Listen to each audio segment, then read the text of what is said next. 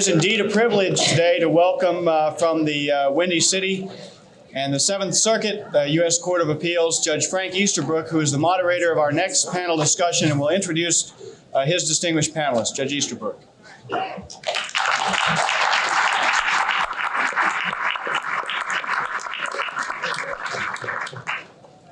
Thank you. Our panel is to talk about the amending process in Article 5.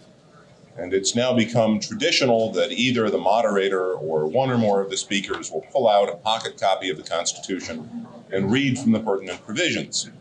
Well, I brought my pocket copy of the Constitution with me. I was told when I first started to go to law school that this was the place to find everything significant about the Constitution. So here it is from volume 97, number 2 of the Harvard Law Review, Article 5 of the Constitution. The Congress, whenever 2/3 of both houses shall deem it necessary, shall propose amendments to this Constitution, or on the application of the legislatures of 2/3 of the several states, shall call a convention for proposing amendments, which, in either case, shall be valid to all intents and purposes as part of the Constitution when ratified by the legislatures of 3/4 of the several states, or by conventions in 3/4 thereof, as the one or the other mode of ratification may be proposed by Congress. That text has led to at least 3 kinds of debates, and we will, on today's panel, cover some of them. One kind of debate is whether the Constitution permits limited conventions, that is, conventions limited to particular subject matters, whether it controls runaway conventions, that is, conventions that may choose to propose things other than the purpose of their call, whether it permits deferred ratification, a question that was very important when the Senate and House of Representatives extended the time for states to send in their instruments of ratification for the Equal Rights Amendment, and so on. A series of procedural questions, many of which have seemed at great moment at a time when we are only 1 or 2 states short, depending on your count, of a sufficient number of states calling for a constitutional convention. There is, of course, a further problem about whether those are timely calls. That's one kind of debate. Second kind of debate is a debate arising out of the fact that Article 5 makes amendment very difficult. It requires the consent of both the House and the Senate by supermajority, and then by 3/4 of the states. That process is extraordinarily cumbersome. One can take the cumbersomeness of the process and use it in any of several ways. One can say, for example, that the very difficulty of amending the Constitution means that judges have quite confined powers concerning the Constitution. There is a process of amending, but we observe that amendments are supposed to be extraordinarily difficult, and therefore the argument proceeds, we have learned a lot about the propriety of amendment in the guise of interpretation. One can take that very argument and stand it on its head.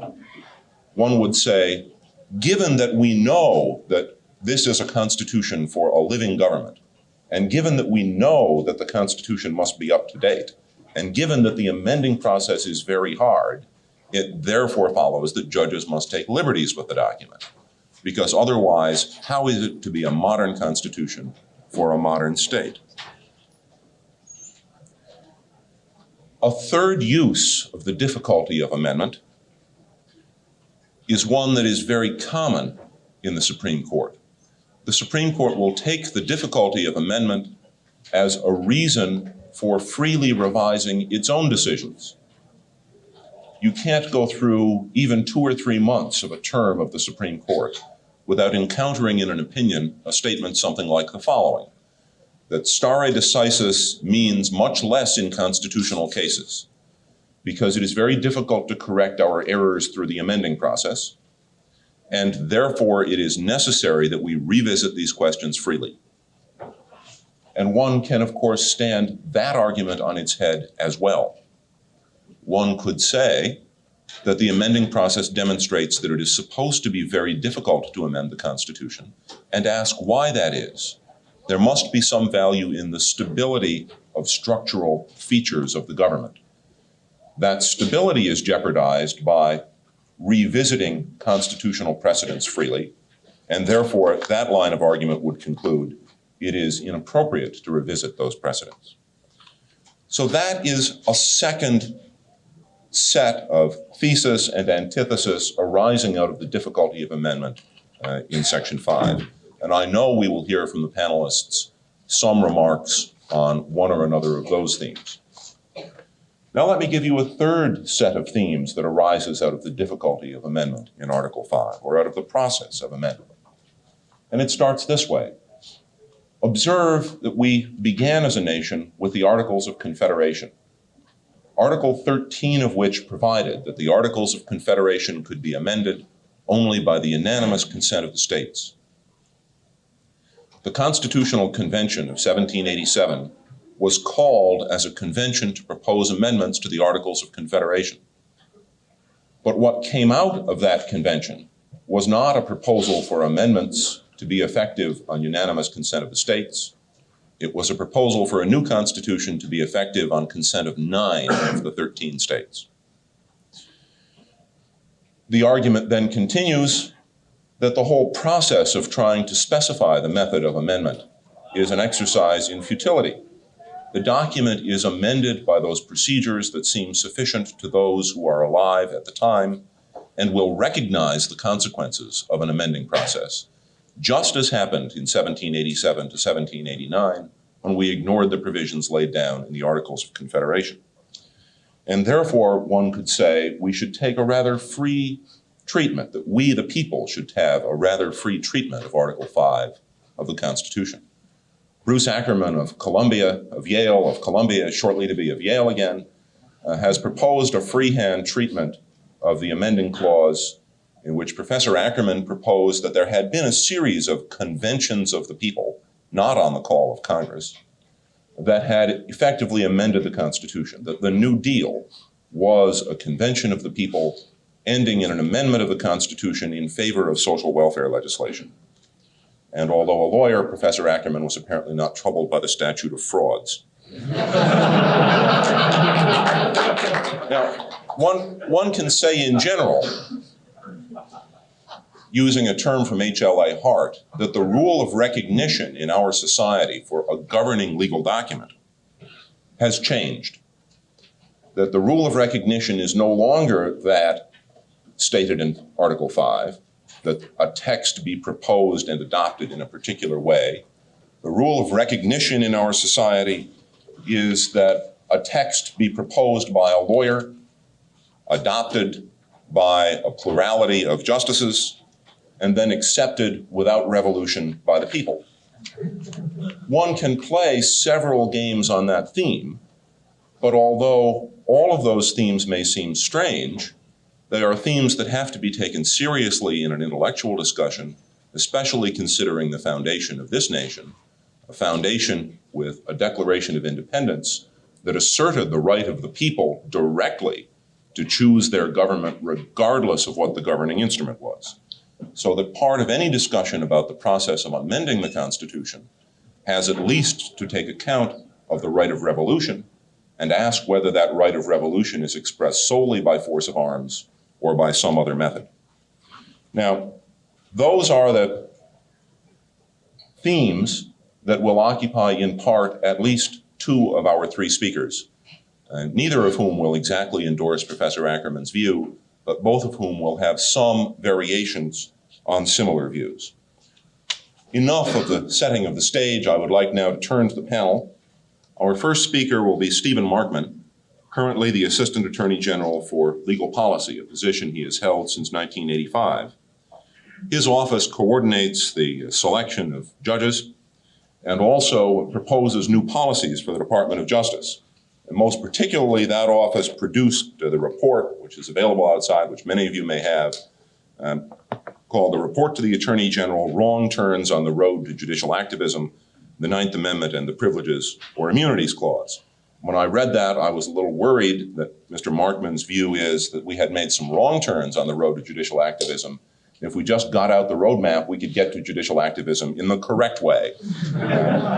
So Mr. Markman, who has been the chief counsel for the Senate Subcommittee on the Constitution and has had a little to do and say about the process of amending the Constitution, will now say some more.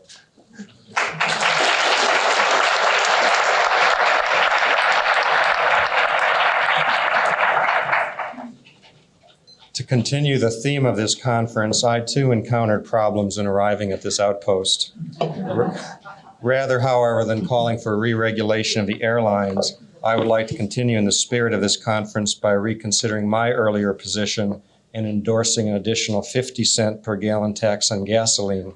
The traffic coming here from Washington was terrible. I've also been reminded several times at this conference about a speaker I recently had the privilege of being on a panel with. The speaker went on for some time, and he was droning on for some time. Finally, somebody on the panel picked up a gavel lying in front of them and threw it at the speaker, threw it in the direction of the speaker, and it missed the speaker, and it knocked down an unfortunate lady in the first row who lay on the floor groggy. And finally she said, "Hit me again, I can still hear him speaking."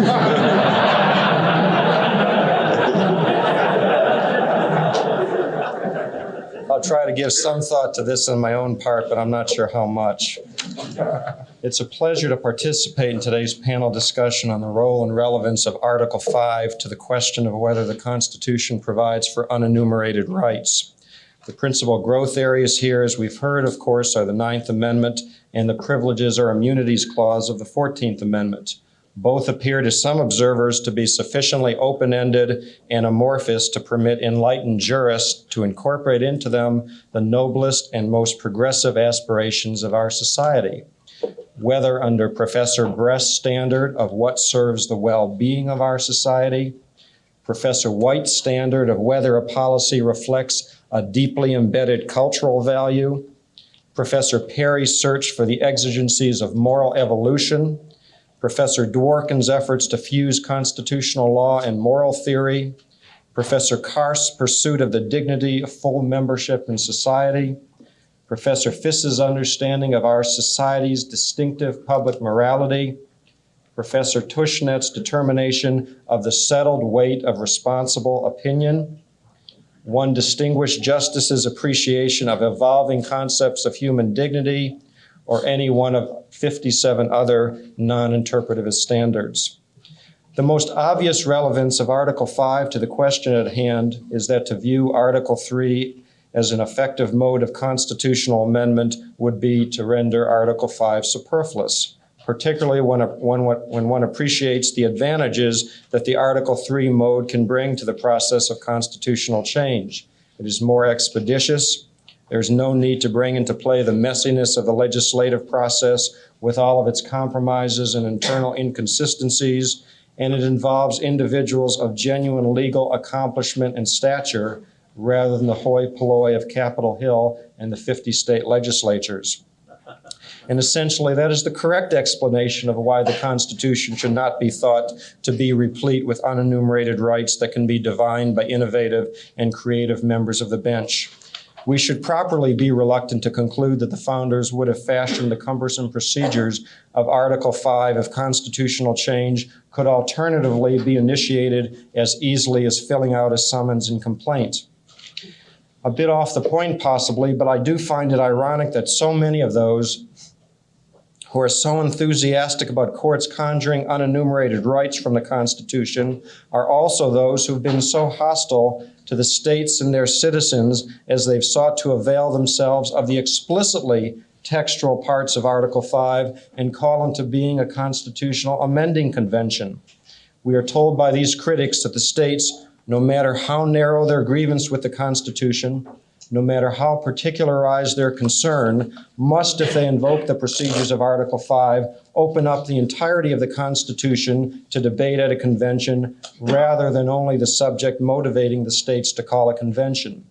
In so doing, they would interpret Article 5 in what Professor Van Alstyne describes as the most dangerous and implausible possible manner. ensuring the continued dormancy of a provision of the Constitution designed initially as one of the foundations of our constitutional federalism.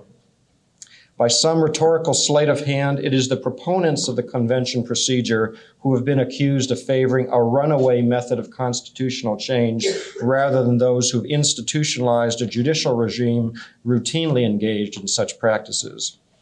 In any event, I find the logical argument fully persuasive that the framers of the Constitution intended but a single method of altering the document, just as I find Article 5 a persuasive statement of the necessity to interpret the language of the Constitution in accord with its original meaning. But I believe that there's a positive case to be made as well on behalf of the proposition that Article 5 is the exclusive method of amendment and therefore the only means by which non-textually based or unenumerated rights may be affected. In a nutshell, I don't believe that the founders would have approved any mode of constitutional amendment that did not embody the core values of the original unamended Constitution. The debates and the interest and the compromises that attended the adoption of Article 5 mirrored those that attended the adoption of the Constitution more generally. Unless the same values and principles that underlie the first 7 articles also informed the process of amendment, the permanence of these values and principles would have obviously been called into doubt. Article 5's processes, unlike those of Article 3, contain in a microcosm the most fundamental principles of our constitutional structure.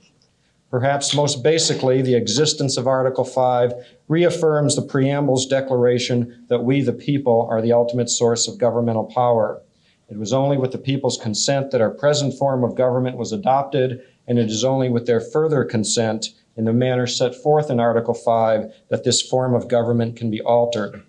But other principles of our founding are also implicit in Article 5. Its requirement as a precondition for change that there be supermajorities in both the Congress and the states reflect the founders' care in balancing majoritarian decision-making with the need to protect the rights of minorities. The understanding that state ratification not be conducted by popular referendum, but only through the legislatures of the states or through formal conventions reflects the founders' idea that the democratic will was most appropriately expressed through intermediary representative institutions rather than in a direct manner. By allowing for either the national or state governments to propose amendments, Article 5 employs a system of checks and balances that also operates in other constitutional contexts to separate, oppose, and ultimately limit government power. And by vesting ultimate control over the adoption or ratification of amendments in the states, Article 5 underscores the concepts of federalism and dispersed governmental power so fundamental to our system. Indeed, the exclusive area in which no constitutional amendment is permitted, at least in the absence of unanimity by the states, relates to the equal suffrage of the states in one of the 2 houses of the national legislature. These principles, separation of powers, federalism, Republican institutions, balancing majority will and minority protections, embody most of the core architectural elements of our Constitution. The genius of Article 5, then, lies in its mandate that changes in the Constitution be brought about only in accordance with the principles that already underlie it. In this way, amendments may, from time to time, alter the Constitution, but they will always be undertaken in accordance with the root principles and values set forth in the original document. The corollary of this proposition, however, is also true. To the extent that constitutional change is rendered in defiance of Article 5 through unauthorized means, these broader constitutional values are likely to be neglected or undermined. As Elbridge Gerry observed at the founding convention, an attempt to amend the Constitution in any other way than through Article 5 represents a high crime and misdemeanor that should bring on appropriate consequences. Disregard for the appropriate avenue of constitutional alteration, what George Washington in his farewell address termed change by usurpation, undermines free government because it disregards those fundamental values rooted in our Constitution and reflected within Article 5. Purportedly constitutional decisions not clearly rooted in the constitutional text do harm to these values in at least 3 respects. First, they erode the principle of federalism. to treat an issue, abortion, for example, as being of constitutional dimension, in other words, to overturn in one fell swoop the settled and long-standing laws of every one of the 50 states of the Union, is automatically to impose a national, uniform, inflexible, and presumably permanent policy mandate. Matters that, when treated at the local or state level, can be addressed in a variety of ways depending upon the diversity of local or state experience, are, when nationalized by court-crafted constitutional amendments, reduced to a single rigid rule. What is worse is that such judicially constitutionalized issues tend to be those that are most divisive and emotional and complex, and are precisely those least susceptible to a single national solution and most in need of experimentation, trial and error, and flexible response. Second, constitutional amendments from the judgment seat, in Bentham's terms, upset fundamental constitutional values through their impact on the notion of separated powers. Judicial constitutionalization of issues not only permanently removes issues from the state to the national level, but once on federal terrain, transplants them from the legislative to the judicial arena. Again, the policy consequences are generally undesirable. Untempered by the give and take and bargaining and negotiation and compromise of the day-to-day legislative process, these matters tend to be resolved through black and white solutions without any occasional shadings of reality. Again, the most intractable policy issues are generally involved, those most in need of legislative accommodation and least amenable to absolute end-of-the-spectrum solutions. Finally, of course, the tendency toward the constitutionalization of public policy issues by the courts can only have the effect of undermining genuine rule by we the people, imposing as it does rules dictated from above by unelected and unaccountable individuals, immune from being one of those rascals occasionally thrown out of office by a disgruntled citizenry.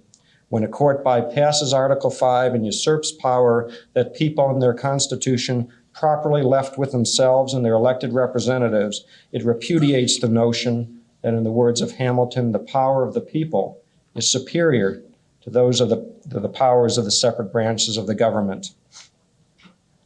The alienation and frustration ultimately created by the absence of any consensus-building process along the lines of Article 5, when the courts enact change, has been compounded in recent years because roughly the same group of people has been disenfranchised time after time. For want of a better description, we may speak of this class of victims as being from the middle and the lower middle classes, the non-judicial class, possessing traditional values and without access to public opinion molding institutions. Their principal political power is at the ballot box. They are those for whom the media, by and large, does not speak and who are without elite legal advocates and spokesmen. They are understandably frustrated when their one source of public influence is repeatedly wrested from them by judges who've chosen to exercise the power of amendment, whether on abortion, busing, affirmative action, school prayer, the rights of aliens, AIDS policy, drug testing, education policy, or homosexuals in the military. The alienation of these losers in the Article 3 process, as the Article 3 process has replaced the Article 5 process, has increasingly manifested itself not only in calls for overriding constitutional amendments, likely generally to be unavailing, but also in resort to a variety of extraordinary efforts for overcoming unpopular constitutional decisions involving means other than the normal Article 5 route.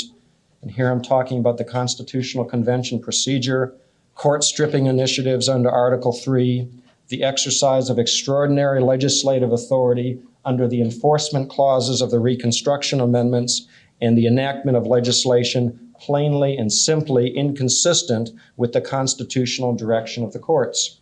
So long as the federal courts persist in the role of producing legislation without representation, it is hard to see that these responses will not continue with some force. And if blame is to be meted out here for such proposals, and I would personally take strong issue with some of these extraordinary means, I choose to accord it not only to those without the patience to pursue traditional Article 5 procedures, but also to those who've created a judicial regime routinely shortcutting proper amendment procedures. can we reasonably expect that opponents of revision from the bench will continue forever to play by rules ignored by their opponents?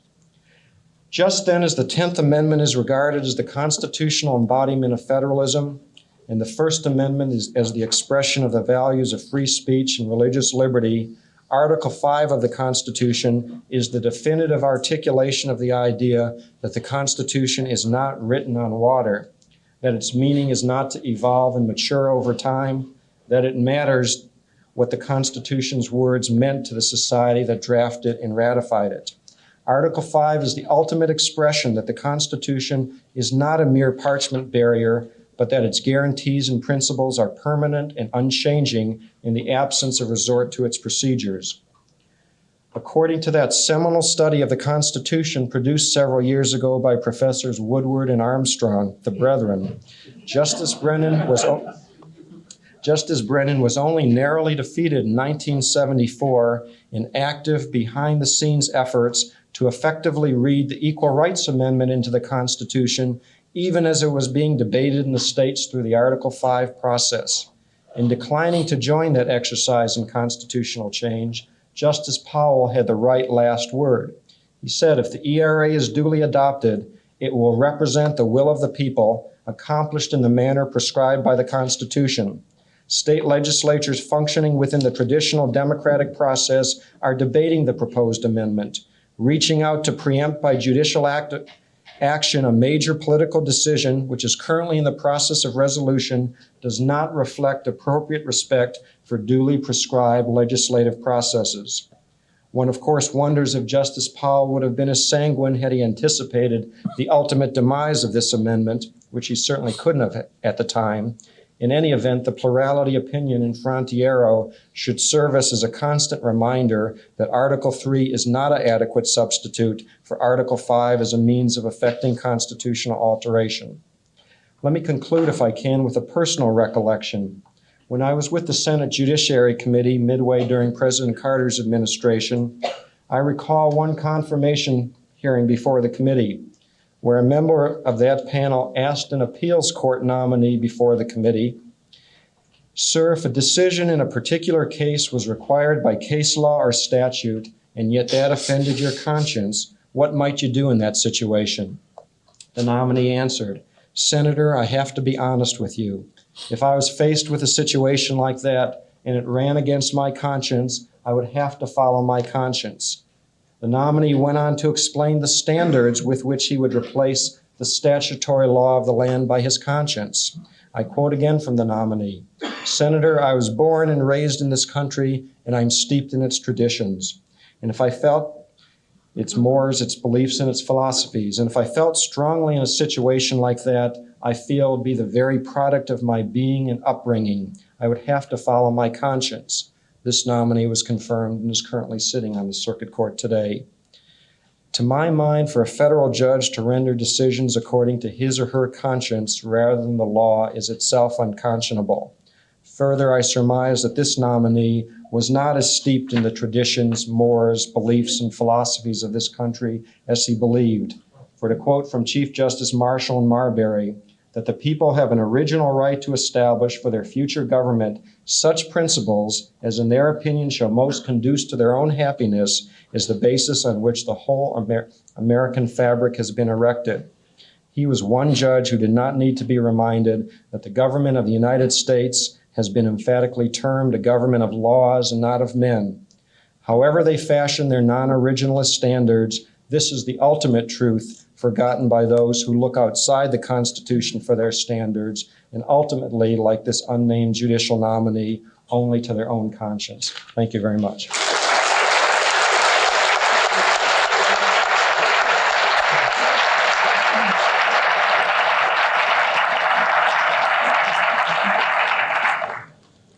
Thank you. Our next speaker will be Professor Akhil Amar of Yale. Professor Amar graduated from Yale in 1984 and went over to the enemy, clerking for a year for Stephen Breyer, a professor at Harvard. Since then, however, he has gone back to Yale, where he has devoted his scholarly work to constitutional structure, both deep and shallow. The University of Chicago tried to interest Professor Amar in leaving the East Coast, but was unsuccessful. He went to Yale. We thought if he had come to Chicago, he would have proceeded to lead a life of thinking deep thoughts.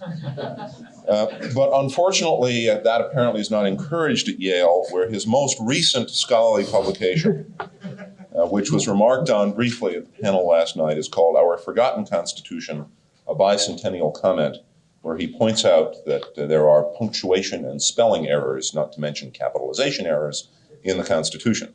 The rest of that article actually has something to say, and I suspect he will have substantially more to say today. Professor Amar.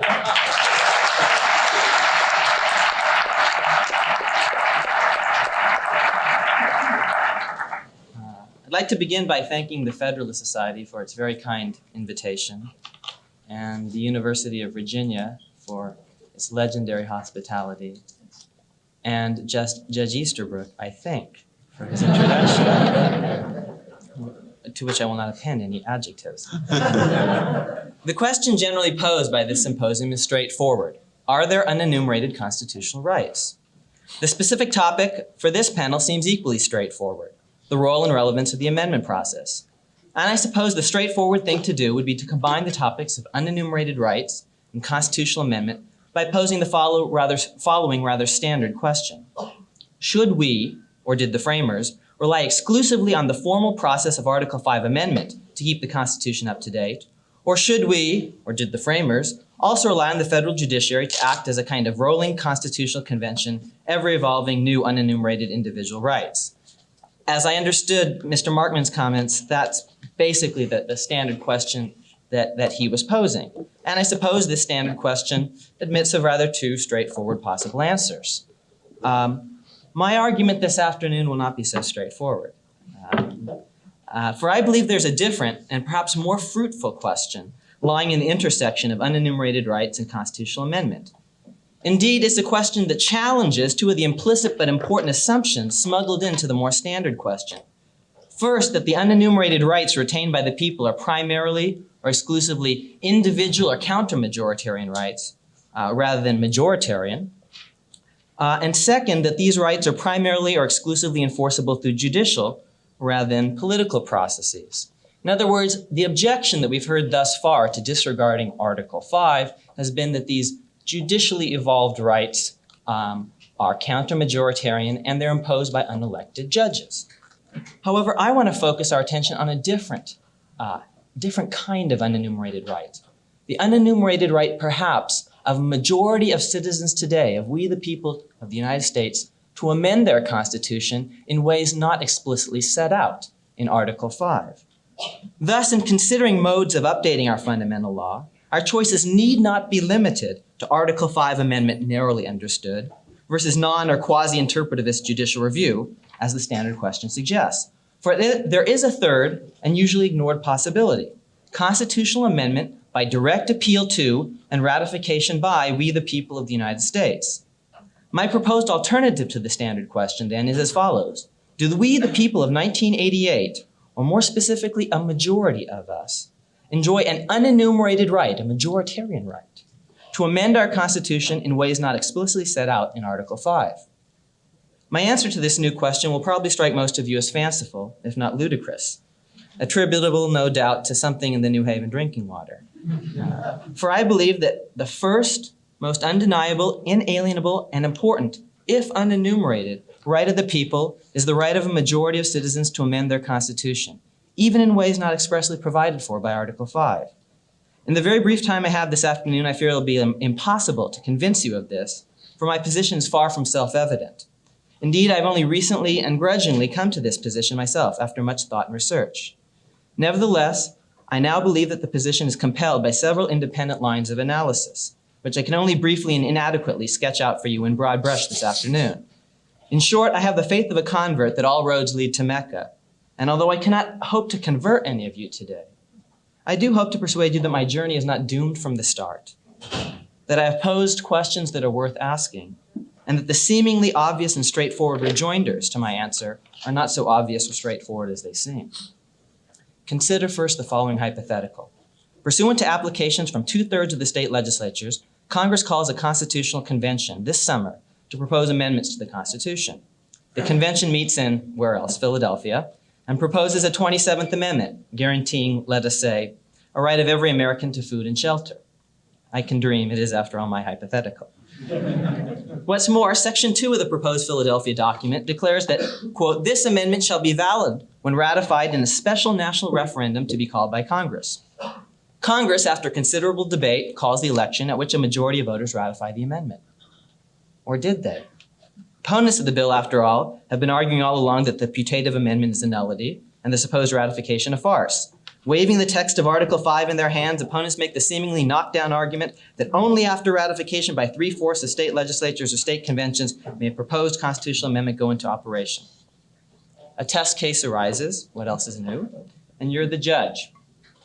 Are these words about food and shelter part of the Constitution or not? Before you answer this question, consider the possibility that Article 5 may not be the only constitutional text on point. A more complete analysis, I submit, must take account not simply of Article 5, but also of Article 7, the preamble, and the 9th and 10th Amendments. Now, from here on in, the argument is rather intricate, so I apologize in advance.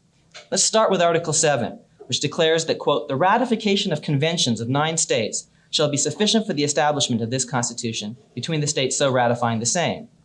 Unquote. Now, this self-proclaimed rule of self-recognition had no explicit antecedents in prior authoritative legal texts. Indeed, Article 7 at first seems obviously unconstitutional, whatever that means, under existing law. But perhaps we have read these other legal texts incorrectly. If so, maybe Article 7 was in fact constitutional, whatever that means, under pre-existing law, properly understood. And if that be the case, then perhaps we need to rethink our reading of Article 5, just as we had to rethink our reading of the legal text preceding the first Philadelphia Convention in 1787. And perhaps the Philadelphia I, 1787 experience provides a legitimate precedent supporting the constitutionality of the amendment proposed by Philadelphia II in 1988. To be more specific, and I hope less cryptic, it is now almost commonplace for constitutional scholars to observe that Article 7 seems an obvious violation of Article 13 of the pre-existing Articles of Confederation. That article, as Judge Easterbrook reminded us, provided that the Confederation could only be changed after unanimous consent of 13 state legislatures. Article 5, however, abandoned the unanimity requirement and looked to ratification by popular conventions instead of legislatures. In his 1983 Storrs lectures, my colleague Bruce Ackerman, who by the way has also drunk a lot of New Haven water, placed great weight on Article 7 as proof for his claim that the ratification of the Philadelphia Convention was, under pre-existing law, quote, plainly illegal, unquote, his words. I'm not so sure. Of course, Article 7 is inconsistent with the best reading of Article 13 of the Articles of Confederation, but to declare Article 7 therefore illegal is to beg, and beg badly, the question of the legal status of Article 13 and the rest of the Articles of Confederation in 1787. I believe, and so did many Federalists in 1787, that the Articles of Confederation were a mere treaty among 13 otherwise free and independent nations. That treaty had been notoriously, repeatedly, and flagrantly violated on every side by 1787. And under standard principles of international law, then and now, these material breaches of the treaty freed each party, that is, each of the 13 states, to disregard the pact if they so chose. Thus, if 9 or more states wanted in effect to secede from the Articles of Confederation and form a new system, that was their legal right, Article 13 notwithstanding. And in defending Article 7 against accusations of illegality, the Federalists made this very argument. See, for example, the Federalist 43. Now, although I have disagreed with Professor Ackerman's premise about the significance of Article 13, I share his more basic conclusions that our Constitution may be popularly amended in ways other than set out explicitly in Article 5, and that the strongest precedent for this proposition lies in Article 7, and the ratification of Philadelphia I's work product lies in the very act of adopting our own Constitution. That's the strongest precedent for my position. But I come to this conclusion by a different path. I want to focus your attention not, as does Ackerman, on the Confederation's Article 13, but on the pre-existing state constitutions in 1787, which Ackerman ignores. For if, as I've argued, the so-called United States were really separate nations in 1787, much as the so-called United Nations are today, then the relevant pre-existing legal texts, the true prior rules of recognition, if you will, are to be found not in the articles, but in state constitutions. The real question then is, was Article 7 of Philadelphia I an unconstitutional violation of pre-existing state constitutions? At first blush, the answer seems yes. Adoption of the Philadelphia document would in every state affect a drastic modification of that state's own form of government, that state's constitution. And yet Article 7 sought to affect that amendment of state constitutions in a way nowhere explicitly provided for by any state constitution, namely by a mere majority vote, of a popular convention of the people of that state. Several state constitutions, including Massachusetts, Pennsylvania, Maryland, Delaware, had seemingly exclusive provisions for constitutional amendment. The Massachusetts document provided for its own amendment in 1795 by 2/3 votes of the citizenry. The Maryland document required action by 2 successive legislatures, and so on. Yet in none of these states was the Philadelphia Constitution ratified pursuant to those rules. This point was not lost on the Anti-Federalists. Waving the texts of state constitutions in their hands, several leading Anti-Federalists argued that the ratification of Article 7 would be illegal. Yet this was not one of the Anti-Federalists' leading arguments, and for good reason. You see, the Federalist supporters of the Constitution had a knockdown rejoinder, a rejoinder that we have all but forgotten today, but which has radical implications for my Philadelphia 2 hypothetical. James Madison perhaps put it best. On August 31, 1787, Maryland Delegate Daniel Carroll objected to a precursor of Article 7. According to Madison's notes, quote, Mr. Carroll mentioned the mode of altering the Constitution of Maryland, pointed out therein 2 successive legislatures, and that no other mode could be pursued in that state. But listen carefully to Madison's reply, quote, the difficulty in Maryland was no greater than in other states where no mode of change was pointed out by the Constitution, and officers were under oaths to support it. The people were, in fact, the fountain of all power, and by resorting to them, all difficulties were got over. They could alter constitutions as they pleased. It was a principle in the Bill of Rights that first principles might be resorted to. What were those first principles? Simply these, that the people were sovereign, that a majority of them enjoyed the inalienable, that is a right that they were incapable of waiving, even if they wanted to, and especially incapable of waiving for their progeny, for future generations, an inalienable right to alter and abolish their form of government whenever they pleased. These principles were what the revolution was all about. Listen to the words of the Declaration of Independence. We hold these truths to be self-evident, that whenever any form of government becomes destructive of its ends, is the right of the people to alter or abolish it and institute a new government. If you still aren't convinced, look at the state constitutions, bills of rights, and declarations of rights that existed in 1787. Let me just quote one of them, but I could bore you with at least 10. This is, I think, from Virginia. When any government shall be found inadequate or contrary to these purposes, a majority of the community hath an indubitable, inalienable, and indefeasible right to reform, alter, and abolish it in such a manner as should be judged most conclusive to the public weal. There are lots of others. So now here, at long last, is my argument. If you believe that the Constitution was lawfully ratified in, say, Massachusetts, that is only because a bare majority of the people, and in Massachusetts, the Constitution was ratified by a slim vote of 187 to 168, but the bare majority of the people has a legal right to amend their Constitution, even in the teeth of a pre-existing Constitution that provides a different and seemingly exclusive mode of amendment. Massachusetts in 1787 had its own analog of Article 5, yet that provision was disregarded and transcended by direct appeal to the people. I do not say violated, for I believe that when the Massachusetts analog of Article 5 is read in context, it should not be seen as attempting to prescribe the exclusive mode of amendment. It nowhere declared that it was the exclusive, the only mode of amendment, but at first blush that seemed the fairest reading. After more careful consideration, however, that reading should be rejected as inconsistent with the theory of popular sovereignty underlying the Massachusetts Constitution and indeed the American Revolution. And the exact same logic holds true for Article 5. Although it might first seem to be the exclusive mode of amendment, it nowhere says so explicitly. To be sure, it sets out one mode of amendment, and without it, even 2/3 of Congress and 3/4 of the state legislatures would be powerless to amend the Constitution on their own. And by the way, they aren't the people. Government officials aren't the people. State legislatures aren't the people. Congress aren't the people. So supermajorities aren't about supermajorities of the people. They're about supermajorities of government. But if that were the only mode of amending the Constitution, it would violate the inalienable right of a majority of people to alter and abolish their government. It would violate the first principles to which Madison referred. And when read in context, this exclusive reading should be rejected as inconsistent with the preamble, the Ninth Amendment, and the 10th Amendment. The preamble begins by declaring that the Constitution is ordained and established by we the people of the United States. This ringing declaration incorporated by reference Madison's first principle, the theory of popular sovereignty underlying the Revolution. And good lawyers of 1787 understood this. Thus, one of Madison's proposed amendments to the Constitution was to append a prefix to the preamble declaring, quote, that the people have an indubitable, unalienable, and indefeasible right to reform or change their government, unquote. That amendment was eventually dropped because it was deemed redundant of the preamble. So too, the Ninth and 10th Amendments were seen by some as redundant, but their twin references to the rights of the people yet again underscore the revolutionary theory of popular sovereignty, and a theory that isn't necessarily individual rights oriented, but in my thesis, majoritarian. If Philadelphia I was legitimated by first principles, why not Philadelphia II? As I see it, there are only two differences. First, Philadelphia I looked to ratification by the people of each state. Philadelphia II to the ratification of the people of the nation.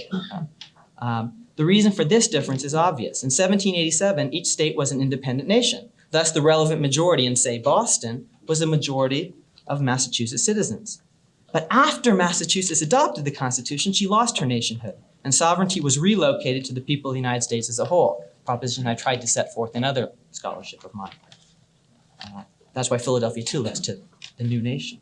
Second, Philadelphia I looked to a majority vote within a ratifying convention, but Philadelphia II dispenses with conventions in favor of direct referenda. This may be an important difference, but I do not have time here to explore its admitted intricacies. Let me simply say that at most, this distinction would suggest that the 27th Amendment could be ratified by a majority of a special national ratifying convention, whose delegates were chosen in special election. And even this, of course, goes well beyond Article 5's explicit provisions. So far, I've been developing an argument based on the text, history, and structure of the Constitution. Let's call that an internal argument. But without more, all internal arguments are circular. We cannot say that a set of words is supreme law simply because they say so, or that we should look to the framers' intent solely because they intended that.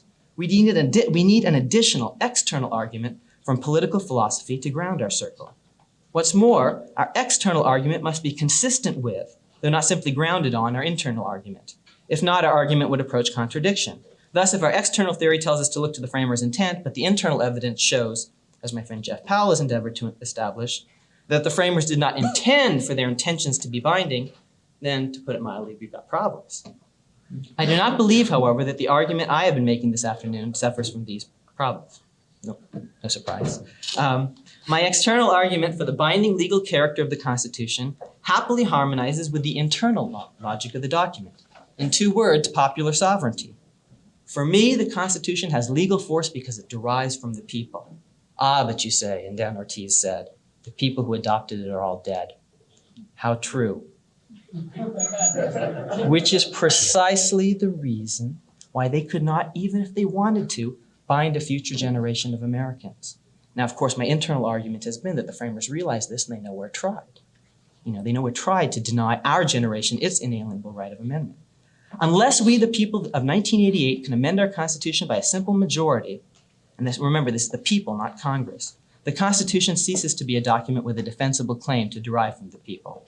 To see this point more clearly, suppose that the people in 1787 had attempted to make, say, the taxing power unamendable, save perhaps by unanimous consent.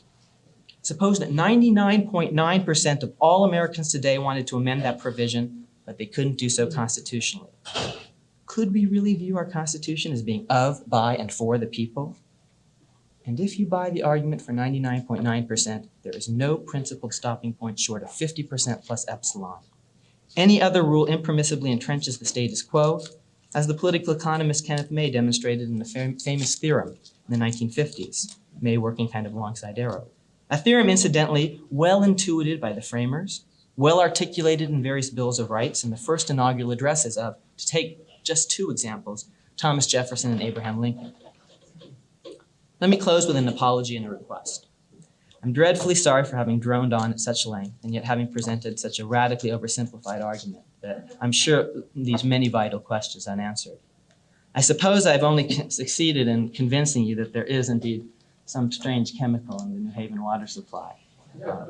But if so, and here's the request, I'd be grateful if one of you could find the antidote. Thank you. So perhaps we will have to ask how enduring the chemicals in the New Haven water supply are.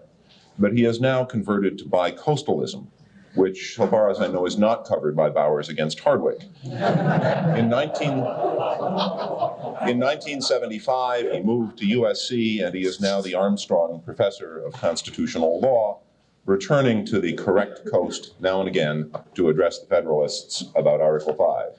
Professor Simon?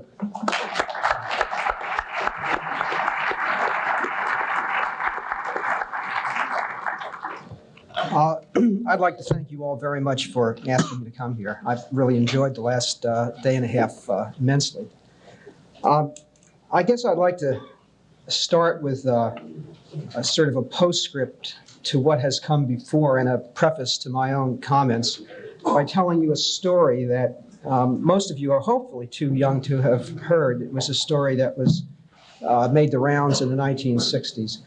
And it's supposed to be told at an over an excruciating long period of time, but I will condense it. It's a story about a man who basically gives up everything to discover the truth. And the story is about how he progressively gives up his family and his wife and his children and his job. And he wanders the earth searching for wisdom and searching for the truth. And finally hears about a great guru in some distant land and makes his way at great hazard there, finds the guru and asks him, "What's the secret of life?"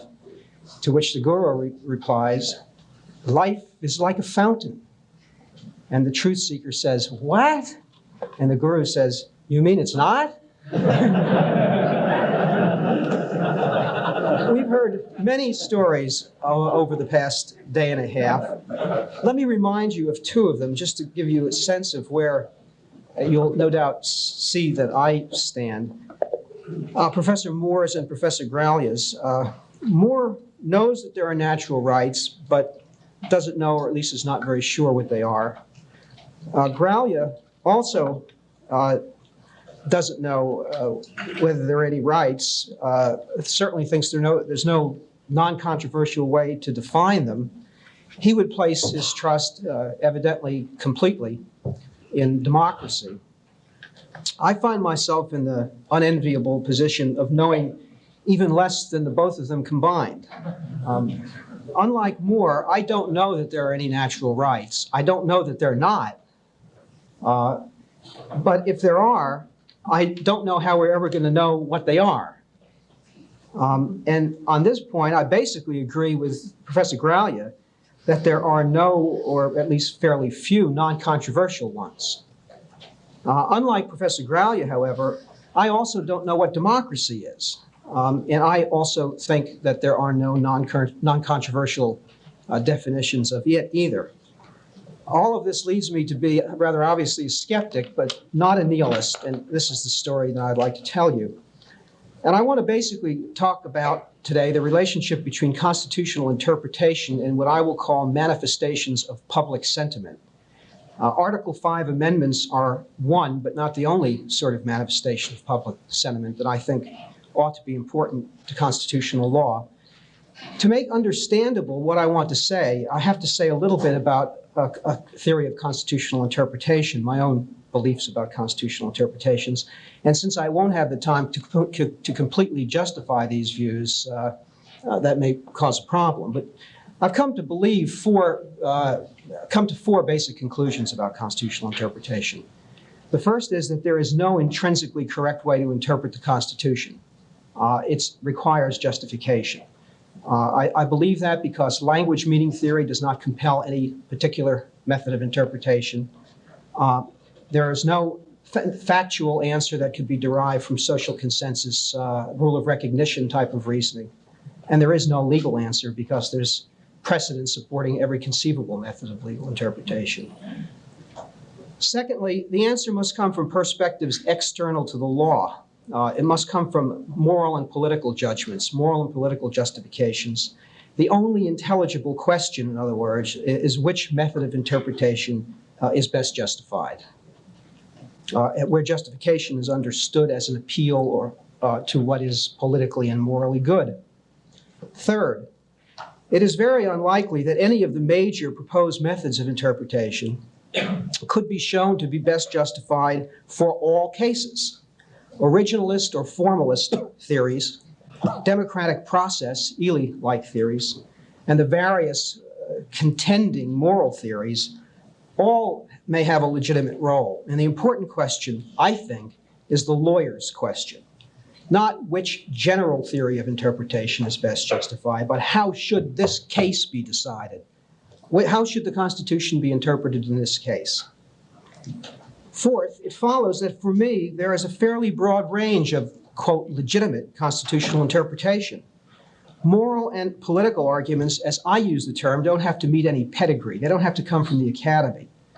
The kinds of arguments that are in fact made in court and have been made in court for 200 years are at least among the more important kinds of arguments that ought to be made. Because of the diversity of moral and political values in contemporary America, moreover, justices will very often genuinely and legitimately disagree. And more than one proposed interpretation in the same case may be within the scope of legitimacy. I'm not saying everything goes, and I can say more about that, but I won't try right now. Now, those are my general conclusions. I have to go into one matter in a little bit more detail to make intelligible what I want to say about amendment and manifestations of public sentiment. I don't think that originalist or formalist interpretation can be shown to be the best justified in a great many cases. But I do think that in three different kinds of cases, adhering to the text's plain meaning or to precedent is presumptively the best justified approach, presumptively. One of these three is, in my judgment, when the case involves a provision in the Constitution that is constitutive of the institutions of government. The reason that I think text and precedent are presumptively proper sources of judicial judgment here is because of what I regard as the importance of stability. Constant and unpredictable change, for example, in legislative or executive power, in my judgment, are presumptively bad just because of the confusion and uncertainty they would create.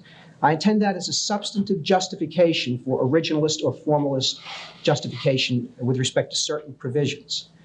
The presumption might be overridden if there are strong competing values that overweigh stability. Turning to the topic of this panel, I want first to touch on two ways in which I view as minor ways, not everyone will agree, two ways in which the amendment process has entered into the debate about constitutional interpretation. Both, I think, have limited relevance to the debate, for they concern one form of originalism, sometimes called concrete originalism, which appears to be of diminishing importance everywhere but within the Justice Department. By concrete originalism, I mean the Raoul Berger view that the Constitution should mean exactly what the concrete expectations were of the framers of each amendment, as opposed to what I think is a Borkian view of a more general goal concept of the framers, which presents different problems. Now, with respect to concrete originalism, the main criticism of it, or certainly a criticism of it in recent times, and you've heard some of this before today, is it cannot fairly be based on consent theory because the interests of many people alive today were not fairly represented at the origination. Some concrete originalists have responded by making either or both of two arguments based on the amendment process. Number one, the availability of the amendment process cures any unfair representation problem. Number two, the failure to amend, and this came out just an hour ago, shows popular consent to the document interpreted in accordance with concrete originalism. Neither of these responses strikes me as very persuasive at all. As to the first, the mere availability of the amendment process, it does not seem fair to me, justifiable to me, for an unrepresentative body, the framers with respect to many modern interests, to create the rules, the basic rules, through one set of procedures, excluding a lot of interests, and then to say that those not represented can change those rules, but through a very different and much more restrictive set of procedures, our current amendment process. So I don't buy that curative argument. As to the second, there are two problems, one of which was alluded to earlier and the other not. First, does the fact of non-amendment signify popular consent to anything? Suppose, for example, that in fact today the Constitution can be successfully amended only, this is not the law, but a factual supposition, only if something like 75% of the people agree. Non-amendment could then mean that only 26% don't want to amend. And you have to ask yourself whether 26% is popular consent. The second problem is that even if we think it is popular consent, and this is the question raised earlier, it's not unclear what it's consent to. What we're living under is the Constitution as interpreted by the U.S. Supreme Court. It would seem to me most logical that if we don't amend the Constitution after unpopular court decisions, what we're consenting to is those court decisions. Okay, let me now turn, I have approximately 10 minutes to the main points I want to make. Subject of what I've called manifestations of public sentiment. By public sentiment, I mean the wants or preferences or values of a clear majority of the population. Public sentiment can become manifest, as I use the term, when in some fairly discernible way it affects political behavior. This might happen in any of several different ways. Sometimes the enactment of a statute might manifest public sentiment. The same is true of an Article 5 amendment. Same can be true of an issue-contested election of a public official, where we can identify the issue mandate. Public sentiment can become manifest with varying degrees of clarity and intensity. The enactment of a statute often does not clearly manifest very intense public sentiment, if indeed it manifests public sentiment at all. This is because of what are sometimes called imperfections in the democratic process, though I have no particular stake in whether they are imperfections or whether, as I tend to see them, they're perfectly legitimate features of democratic government. I'll give just two rather well-known examples from what is a very long list. Special interest-driven log rolling and representatives from safe districts. I was going to give the arrow agenda control problem as a third, but I'm not going to have time. Much legislation is obviously the output of log rolling on behalf of special interest groups. Such legislation manifests no public sentiment at all, not because it amounts to a brokerage of private interests rather than a pursuit of the public interest. I don't really have much of an objection to it on that ground, but rather because it typically does not reflect the sentiments of a substantial portion of the people, let alone a clear majority. Representatives from safe districts, and there are a great many, have substantial voting discretion without fear of electoral consequences. Except for publicly very visible legislation affecting their constituents' dominant interests, dominant values, there is no necessary linkage between their votes and public sentiment in the district they represent. Legislation that flows in significant part from these votes will often manifest either no or non-intense public sentiment. I don't wish to question the legitimacy of what I would call the normal legislation produced by these and other arguable defects. In fact, as I've suggested, I'm on the whole not inclined to see them as defects, and on the whole tend to think that the court has no proper business in policing for them. I do suggest, however, that normal legislation that does not manifest at least moderately intense public sentiment has less of a democratic pedigree than legislation than does. More generally, I think the distinction between normal legislation and manifestations of moderately intense public sentiment, whether through legislation or other effects on political behavior, like an issue-contested election, is an important phenomenon for constitutional theory, this distinction, for two reasons. First, because it's part of the explanation of the legitimacy of judicial review, and second, because it's part of the answer of how the Constitution can be legitimately interpreted. I think I'm going to have to skip the first because I don't want to run over my time. Let me go directly to the second, which is, I think, the more important point I want to make now. I think that manifestations of public sentiment are among the legitimate considerations that a justice can take into account in interpreting the Constitution. Let me start by relating my point to the general task at hand, again, the amendment process. Bruce Ackerman has argued, as you've heard, that Article 5's process is not exclusive and has suggested, for example, that the struggle between FDR and the court, culminating in the landslide 1936 electoral approval of the welfare state concept, amounted to an amendment repealing or substantially modifying the Constitution's provisions protecting property. I think Ackerman's conclusion is wrong, but that his basic insight has considerable force. I'm not going to respond to the argument you just heard because I just heard it, although I would tend to say many of the same things. The reason I think the argument is wrong is that again, it's a functional justification. Ladies and gentlemen, that's how I think we should think about the Constitution, is that his interpretation of Article 5 is not capable of persuasive justification. As I suggested earlier, provisions in the Constitution that are constitutive of government should presumptively be interpreted in ways that promote certainty, stability, and predictability about the allocation of institutional authority. Ackerman's proposal, particularly Ackerman's, would create considerable uncertainty, since it will generally be unclear both when the Constitution has been amended, and if so, what the amendment is. His FDR example, for example, posits an amendment that has no text. In my judgment, the proper interpretation of Article 5 is that it is exclusive.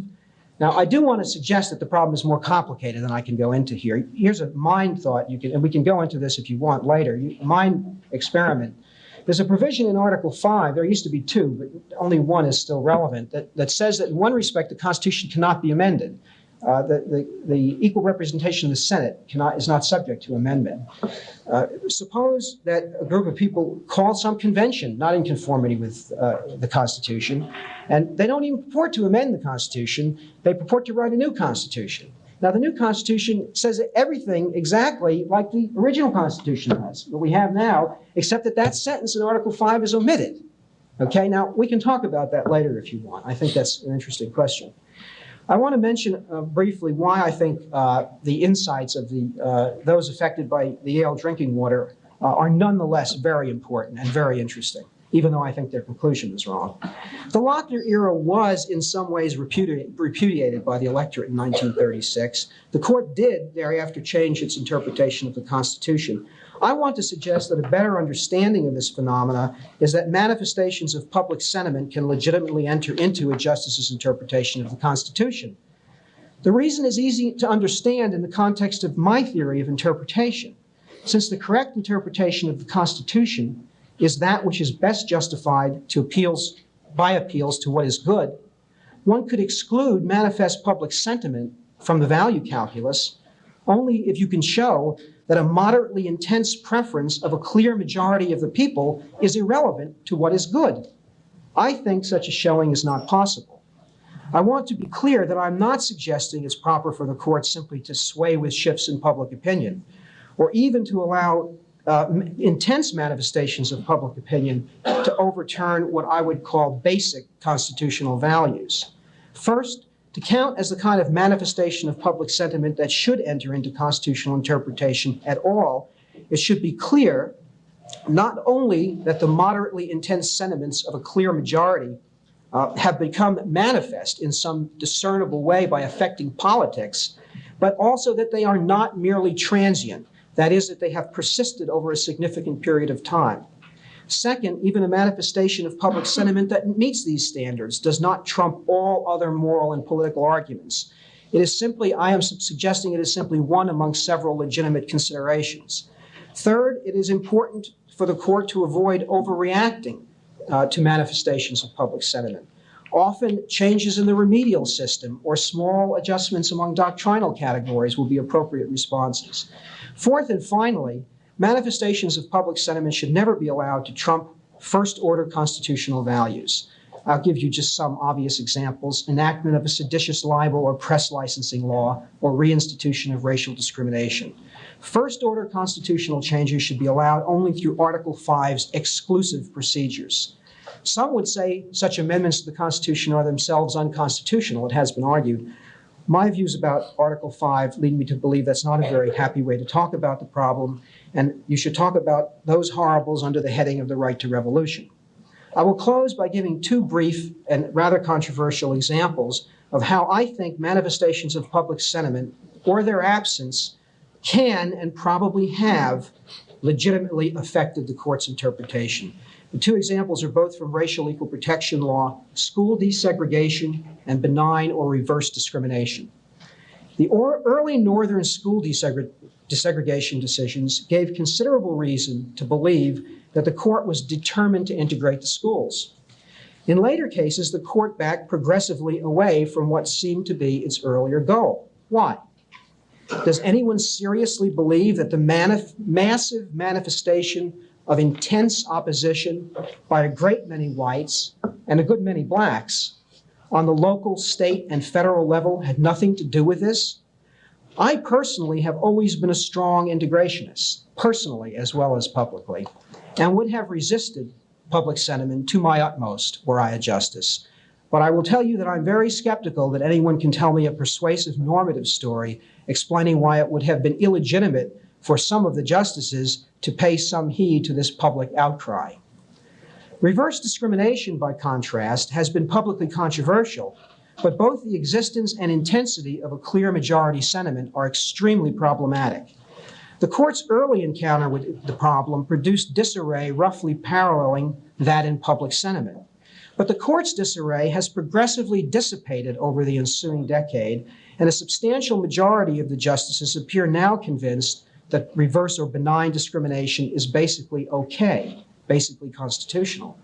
I don't know, I'm not inside the court, what prompted that trend, but let me offer a suggestion as to how a justice might have started from a position of uncertainty, whether pro or anti, and come eventually to join what seems to be the court's current stance.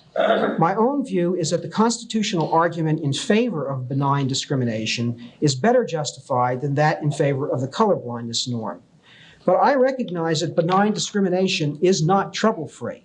When the problem first arose, my main concern, had I been on the court, would have been its potential for producing racial divisiveness. As events have unfolded over the last 12 or 14 years, however, I would have come to conclude that there was little evidence that benign discrimination in fact produced divisiveness, and that there was some evidence that it contributed somewhat toward the goals of racial justice.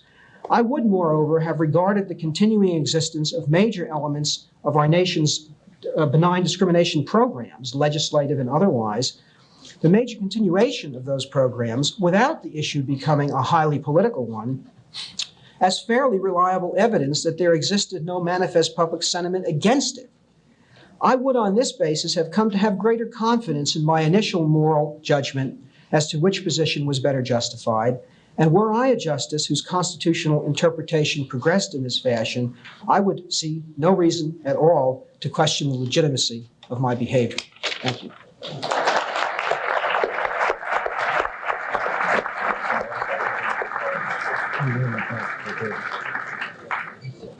Before we open up for questions from the floor, I'm going to ask each of the three panelists if he would like to make any comments on the other papers or on the subject. Mr. Markman? Let me just offer several random thoughts on my two subsequent speakers. When I was on the Hill, we used to get mail. No. Why don't I wait till they clear out? When I was on the Hill, we used to get mail all the time, and it was often written in very small type. Very rarely were there any margins to this correspondence, and they would argue that the 16th Amendment was unconstitutional, or that the 14th Amendment had been ratified improperly, or that the federal government lacked any kind of criminal law enforcement authority.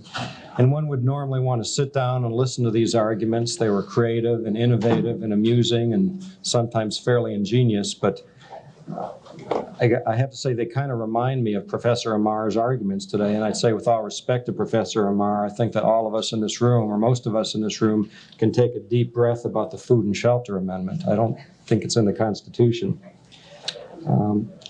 Secondly,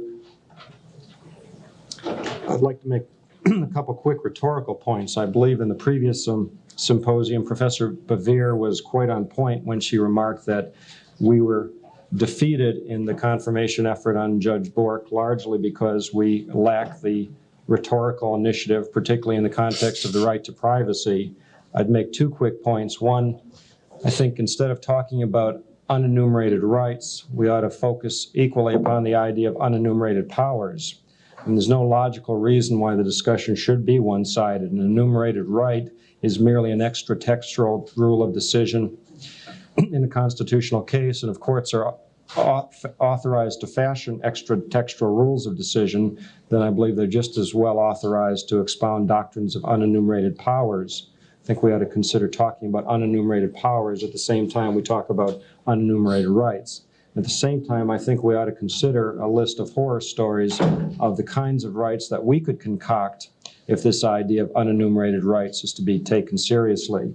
The idea that there's a right not to be subject to policies of income redistribution, the idea that there's an unenumerated right to be free of mandatory union representation, the idea that there's a right not to be subject to regulation in which costs outweigh benefits. There's a whole host of things that I think we ought to consider talking about. And I think in the context of the whole debate over unenumerated rights, some of this would be quite constructive. Finally, I'd ask Professor Simon, when he talks about this concept of those policies that are, those constitutional policies that are constitutive of the institutions of government, this is the standard for determining which areas in which originalism or interpretivism is appropriate, where he would classify the idea of the electoral structure of the national and state legislative bodies. And obviously, I'm thinking about Baker versus Carr and Reynolds versus Sims. Are these the kinds of policies that would be countenanced or subsumed within his idea of those policies that are constitutive of the institutions of government? I think the institutions of government are the principal means by which individual liberties are upheld in our constitutional system. I think this is probably a major divide that we'd have between us, but I think the principles of federalism and separation of powers are at least as important in upholding the ideas of individual liberty within the context of our government as the Bill of Rights is. Indeed, if we had to live without a Bill of Rights or without these kinds of constitutional underpinnings, I would prefer to live without the Bill of Rights. But I would pose that question to Professor Simon, and as far as Professor Amar's argument, I think it's an interesting argument and it's worth some discussion, but I just can't take it very seriously. Professor Amar? I'll pass and wait for questions. Professor Simon? Well, I just try to respond briefly to this specific question, which is a good question, and it's not an easy question. And I won't take a lot of time because I don't have a lot to say. But I think that it's an apt illustration of a case where I think, though presumptively one would be formalist, there's a very good reason here to defeat the presumption, which is widely known, which is that you can't expect legislative reform from self-interested bodies. That's the problem. Let us now start with the questions, and I trust the questioners will follow the wisdom of Professor Simon in apportioning the amount of time you take to how much you have to say. I'll take that to heart. Professor Amar, my question is directed to you and slightly to Mr. Markman, first in history and then on policy. How far can you go with your story? You started by saying, imagine Congress calls a convention, and hey, the convention says bypass the 3/4 of the states process and go right to the people. But hey, why start with Congress? You and me, we're part of the people. Let's just go out there and put a poll booth up. Is that a legitimate way to start, Professor Amar? That's an excellent question. All right, but can I continue? All right, good. It's a three-part question. The second part of it is that when you present a communitarian argument, you made a valiant effort to identify the relevant community, which you said was the context of the United States, because Massachusetts somehow gave up that invisible sovereignty goes to the greater union, as if it's a physical event. Right. But hey, who are the people? Do the criminals in the jails count? They're part of the people. Do Canadians with substantial potential interest in the United States count? Maybe people who've never been here or potential people who might be here. Right. And along with that, Mr. Markman. No, okay. I'm going to. All right. Okay. Okay. Judge Williams invoked the one person, one question rule. Now that's based obviously on the one person, one vote rule. I'm from Chicago, where that rule is never applied.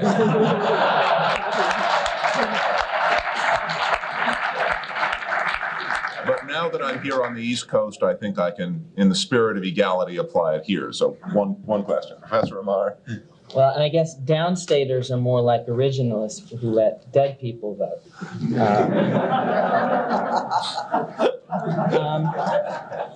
Both your questions are excellent. In response to the second, I invite you to read my article on sovereignty and federalism, which I try to identify how the original Constitution was a defect in not identifying with specificity who are citizens, who count. I think the 14th Amendment, Section 1, first sentence, does that, and then we have certain rules about voting that are also provided in the Constitution and relevant statutes. Canadians don't count. Whether felons over 18 can be denied the vote, we'll just take a look at the 14th Amendment, Section 2 and Section 3, which suggests that people can be denied the right to vote if they've committed felony. But I think the Constitution itself provides for the relevant, or provides a definition of who the people are. And I think it's the people of the nation who are over 18 and satisfy all of the constitutional and statutory requirements. As to the first question, how does this amendment, this text, and you have to have a text. I disagree with Professor Ackerman precisely for the statute of frauds, on precisely the statute of frauds grounds, that the people have to be presented with something. How does that get there? I chose a hypothetical that was exactly the same as Philadelphia 1. The convention seemed to be duly called under prior law. They submitted a report to the existing Congress, which after much debate about whether they should even do anything with it, passed it on. Madison makes the argument in the Federalist, I can't remember, it's somewhere between 40 and 43, that the approval of the people, if somehow the election is called, the approval of the people will, in his words, quote, blot out any antecedent irregularities. Because, of course, the claim of the Philadelphia 1 Convention was that in some ways it was illegal in that it exceeded its mandate under state instructions and under the Articles and under the call by Congress. I chose a hypothetical that was more limited than that, in which those questions would be sidestepped, because I'm troubled by Madison's easy dismissal of those. Those would be questions I would have to think a lot more about, which I tried to sidestep in the hypothetical. I'd like to question Mr. Amar.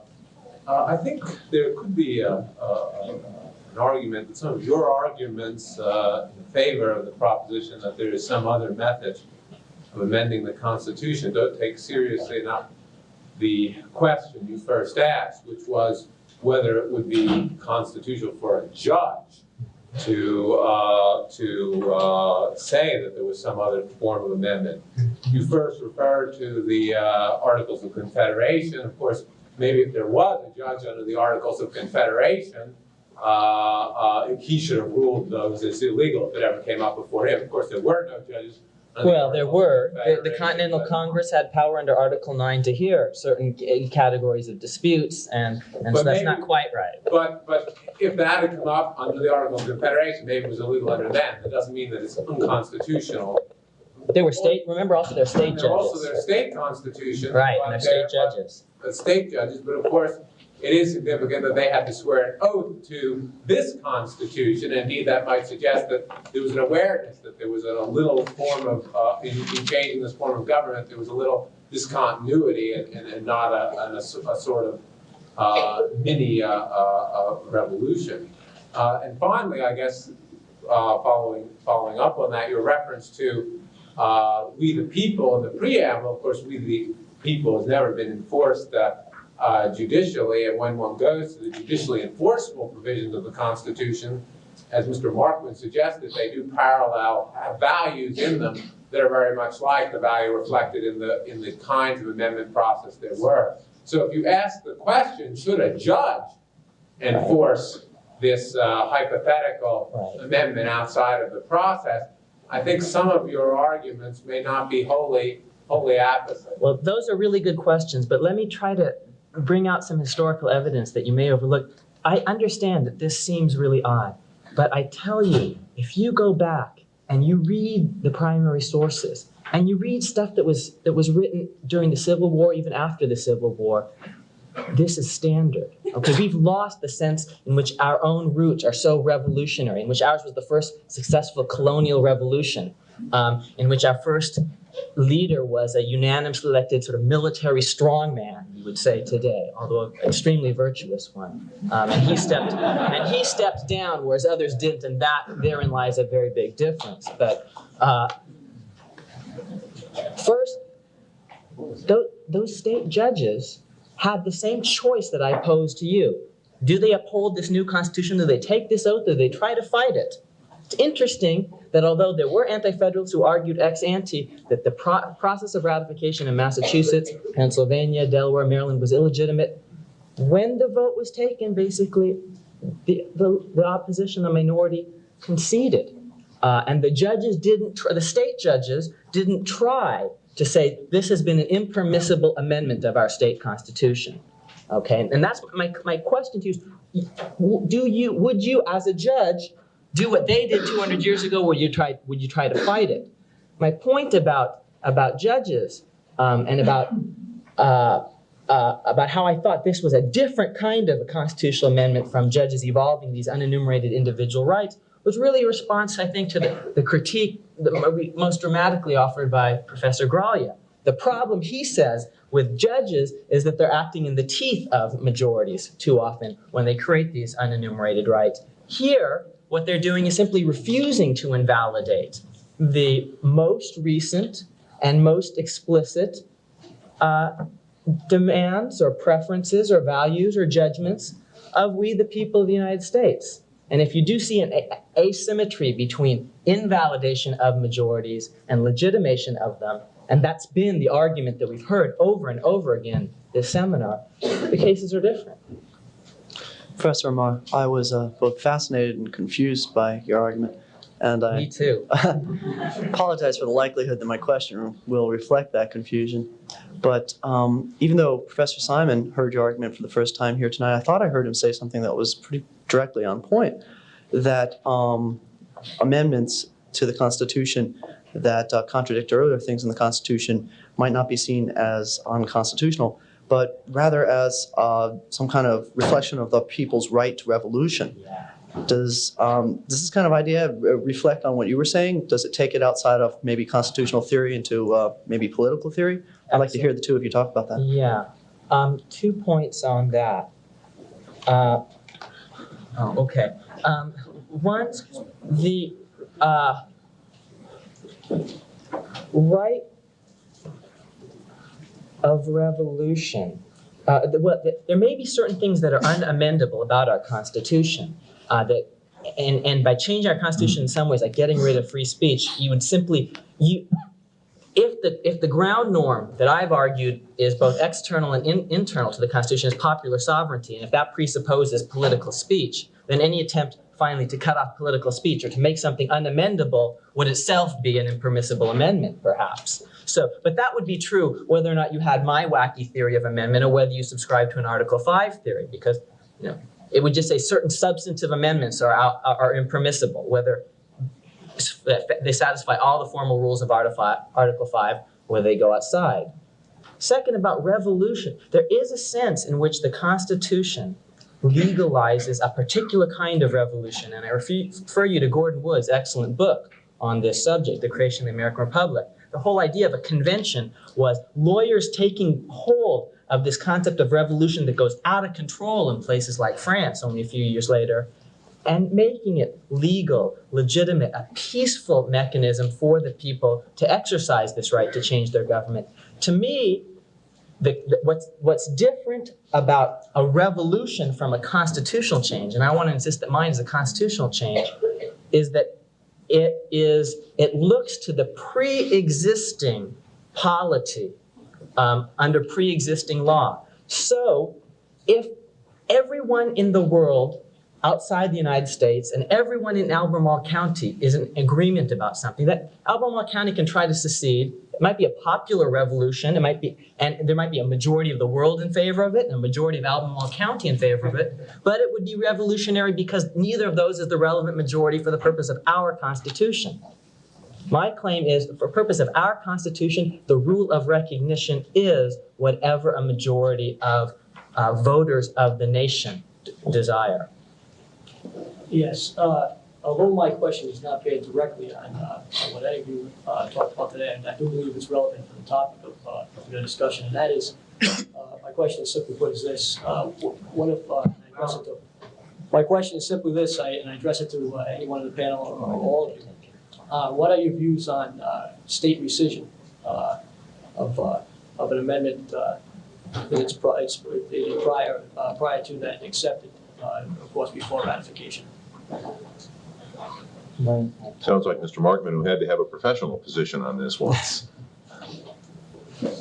Well, my view is that until you have the sufficient number of states required by the Constitution to formally ratify an amendment as part of the Constitution, it's perfectly appropriate for a state to change its mind. Alternative theories have relied upon the notion that somehow once a state is ratified, other states are relying upon their action, and for the earlier state to undo its ratification or rescind its ratification would be unfair under those circumstances. But no, I don't see it in the form that somebody once described as being a lobster trap. Once you've ratified, you're caught and you can't possibly get out, you can't possibly reconsider. Given that the standards for determining whether or not a constitutional amendment is part of our Constitution has been put in terms of whether or not there's a contemporaneous consensus by the Supreme Court. I think it's clear that the contemporaneousness of any purported consensus is always going to be better determined if you give states the opportunity to reconsider as many times as it wants to. So I don't see anything wrong with the state rescinding its ratification, and I particularly don't see anything wrong with the state rescinding its ratification when, in the circumstances of the Equal Rights Amendment, the ratification deadline was extended after the fact by an additional 3 years, during which time it was determined that those states that had ratified the amendment during the initial period would still be prohibited from rescinding their ratifications. No, but I look upon the whole quest in Article 5 as being a search for contemporaneous consensus. That was the court's phrase in Coleman v. Miller, and I think the contemporaneousness of any consensus is obviously going to be better discovered if states are allowed to change their minds until that moment at which you have 38 states at the same time having agreed upon a particular proposal. I happen to agree with that. I just want to emphasize, though, that the reason I agree is it's a two-way street. They can change their minds in either direction. One point, precisely for that reason, that once you decide something, you can't bind once a legislature decides something, you can't bind the future legislature. It's for that very same reason. I subscribe to Mr. Markman's view that one people can't bind itself in the future or future people. My colleague Paul Kahn, who's also been drinking a lot of Yale water, has an excellent piece in Hastings Constitutional Law Quarterly, which makes the point that our rules about temporal priority, and this is the argument of Hamilton's Federalist 78, that usually the last in time, when you have two laws that seem to be in conflict, when they come from the same body, we go with the later one, okay? And the only time we reverse that is when the earlier body is somehow a higher one, the people as opposed to the legislature, the Connecticut legislature as opposed to the New Haven City Council. But precisely because the people at an earlier time are not superior to a people at a later time, the people have to have this inalienable right to change their constitution for that very reason. My question is addressed to Professor Amar. Akhil, I'm intrigued by your theory, and the force of the political theory underlying it seems, much to my chagrin, to be correct. And so I'm not prepared to be as dismissive as Mr. Markman simply because it's radical and I may not like the outcomes that come of it. But one outcome that does concern me as a conservative is the instability that it will tend to create, as Professor Mr. Simon noticed. In that regard, I have this question for you. One of the things you addressed was that the reason Philadelphia 1 was legitimate was because the original compact, the treaty, had broken down. I'm wondering if one constraint on your theory, as a matter of political theory, is that the abrogation of the Article 5 amendment process might not be appropriate in the absence of evidence that this contract is broken down. That's a great question, Mike.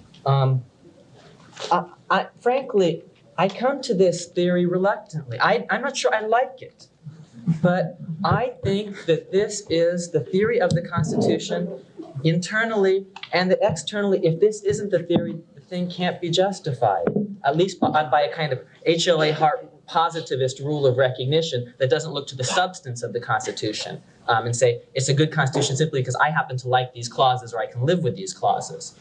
Now, one point is, you look at California and they're always amending their Constitution. I think, though, that they're always amending their Constitution in part because the federal Constitution provides a backdrop. And if the federal Constitution didn't provide that backdrop, they wouldn't amend their Constitution quite so often. The people, I think, when actually given the power, and if they actually had it, might be much more conservative in a good sense. When educated about the meaning, about how great a Constitution it is that we've inherited, they might be very, very reluctant to scrap all of this stuff. So even though they have the power, they choose not to exercise it. The problem with Congress today is it doesn't take seriously constitutional issues. It punts them to the court. And I think the problem with our polity today is that the people aren't involved. They don't take constitutional issues seriously. And they become apathetic. If they had that power and they knew they had that power, I think they might be more wise. Let me exercise very briefly my power as a moderator. This is not a power I possess as a federal judge, but it is a power I possess as a moderator to do anything I want. And follow up on that question very briefly. The question is, from your perspective as a method of constitutional amendment, do you have any difficulty, either in a structural or a prudential sense, in Congress adopting the following law? The law is that every term after the Supreme Court has decided its constitutional cases, the 10 or 15 most controversial of those will be put straight to the people as referenda. So that the year after Roe against Wade, there is a national referendum on the question, is there a constitutional right to abortion? Together with 14 other referenda. And that the Harris poll thus taken, the decision is overruled in 1974. Does the prospect of that influence your view about the propriety of this as a method of amendment? It's a real horrible, and I don't like it. But as I said, I'm not sure I like the result. I think I'm stuck with it. But once again, I think Congress has the power to jurisdiction strip after every term. And after every term, it can take power away from the Supreme Court and create an abortion court, a lower federal court, and pack it with abortion judges. And we all know which way they'll vote if they're selected the right way. And it could do that for every term, create a new specialized court to get around the Supreme Court. And then what it could do is, if judges who have this life tenure start to change their mind, it can just start reshuffling the jurisdiction, and all of a sudden you'll be in Baton Rouge hearing busing cases or whatever. So Congress. It's life tenure, it's not a life sentence. So they have that power in some ways. Even under our system, the wisdom of Congress is that they don't exercise it. I hate to beleaguer both the person and the point, but my question is directed at Mr. Amar. And I apologize in advance if, in my ignorance, you have already answered the question, I just didn't notice. But you prefaced your theory by saying you weren't going to discuss the judiciary per se in the amendment process, but then said that Article 5 was not an exclusive method of constitutional amendment. But the state sources and the Declaration of Independence even that you cited seem to call not just for amendment, but for a radical rewriting and revolution.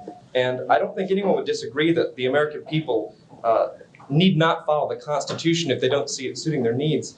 But I also think that few would call this part of the amendment process, but rather a repudiation. And so don't you really think, this is really my question, that assuming such an amendment power as you propose were not to hold up in the real world, that you were really just laying the foundation for defending judicial amendment by way of saying, well, if the people can reject the Constitution, certainly our learned judges have the right to amend it a little bit.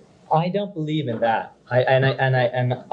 As Dan Ortiz pointed out, the ease of amendment is two-edged in terms of judges following the framers or judges following their own views. In fact, I actually think that a theory of popular sovereignty suggests that we flip the camera around. Instead of looking backwards at old majorities that adopted the Constitution, let's think about what rules we could have for the judges should follow that would maximize the opportunity that we, the people today, in our deliberative moments, could make a difference. That would mean that if we amend the Constitution today by really thinking about it, by getting involved and acting, not Congress, but we the people, we'd want to be able to insulate those judgments from temporary legislatures. So it would actually suggest judges in the future should follow what we did. If people later on don't want it, they can amend it. But it actually, I think, argues for judges sticking to the text, history, and structure of the Constitution.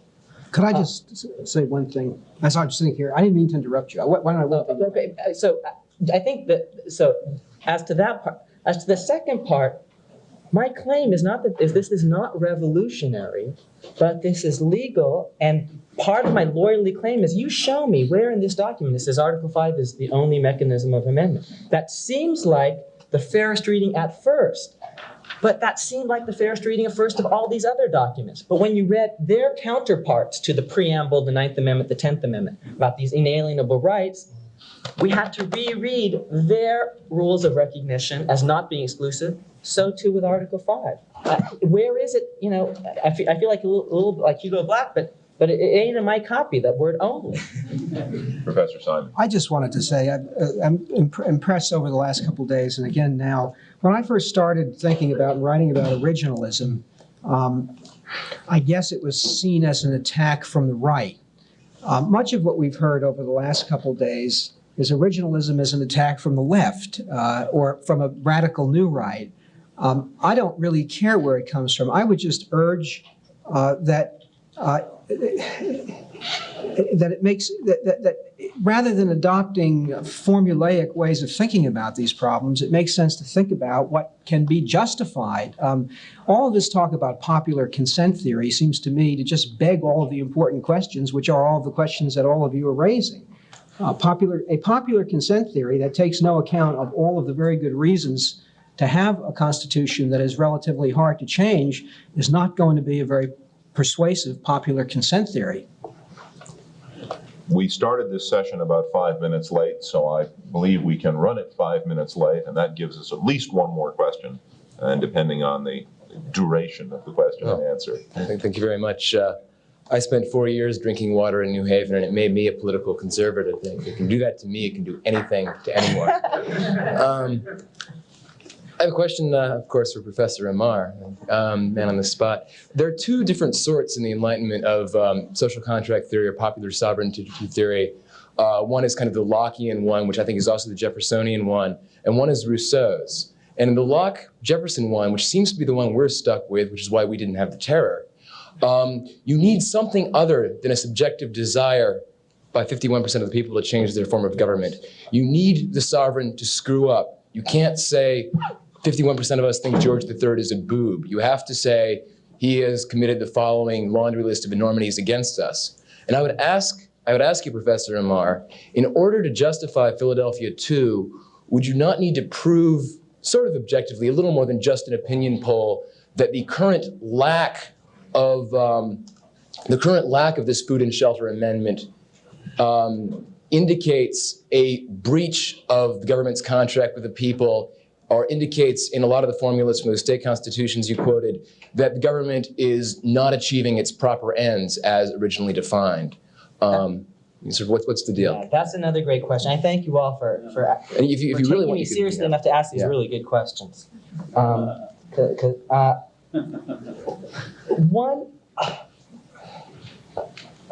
in England, the king in the 1600s, the king himself was considered sovereign by divine right. After the Glorious Revolution, it was the king in Parliament. In America, we rejected the notion of legislative supremacy and omnipotence in favor of the sovereignty of the people. That's what the first three words are all about. Oh, and by the way, it's simply anachronistic and ahistorical to say that the preamble has not been judicially used. In the early cases, it was used all the time. Read Justice Story, read Chief Justice Marshall, read Justice Wilson's opinion in Chisholm versus Georgia, which is all about popular sovereignty. Locke Locke's understanding was importantly modified during the Revolution. And I've got some footnotes about that in my Sovereignty and Federalism article that I keep pushing, which is maybe one of the less shallow structural pieces that I've worked on.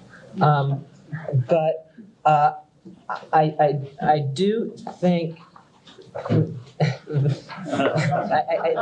I do explode. It's 95 pages deep, in fact. As in,